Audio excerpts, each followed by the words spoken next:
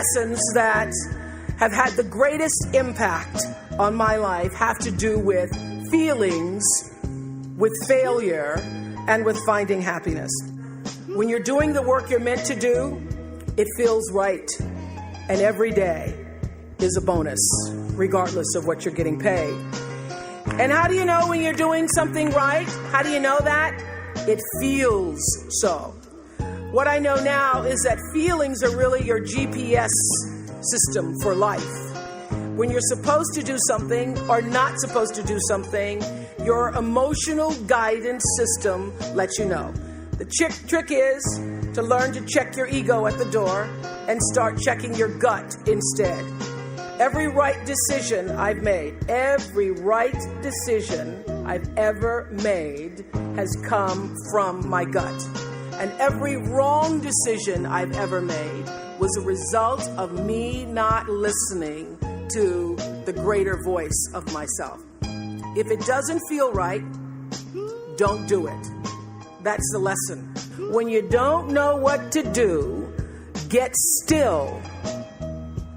Get very still until you do know what to do.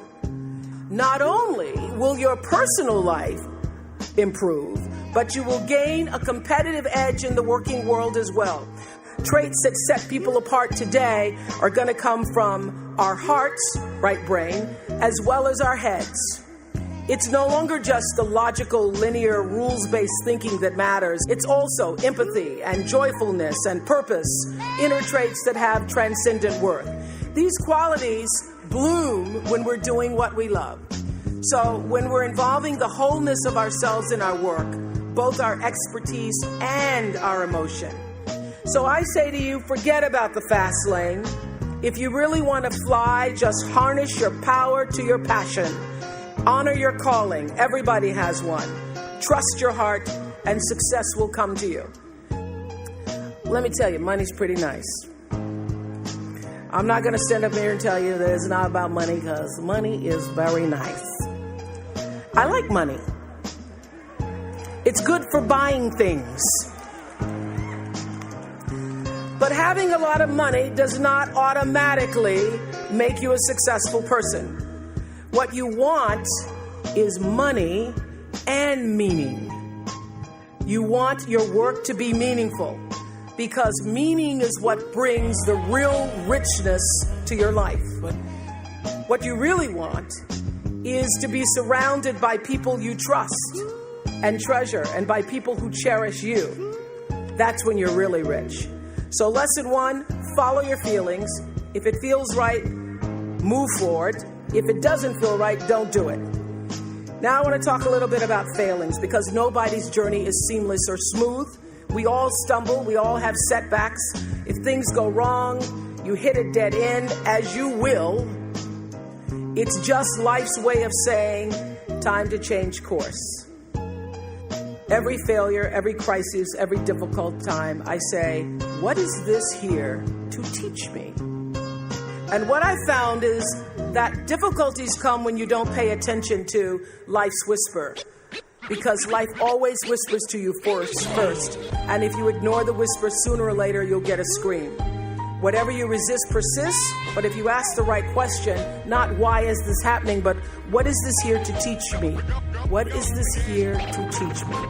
Don't react against a bad situation. Merge with that situation instead, and the solution will arise from the challenge. Because surrendering yourself doesn't mean giving up. It means acting with responsibility. You need to focus on the now, what you need to do now. What matters most is what's inside. What matters most is the sense of integrity, of quality, and beauty. Live not for battles won. Live not for the end of the song. Live in the along. Whatever has happened to you in your past has no power over this present moment, because life is now. In order to be truly happy, you must live along with, and you have to stand for something larger than yourself, because life is a reciprocal exchange. To move forward, you have to give back. And to me, that is the greatest lesson of life. To be happy, you have to give something back.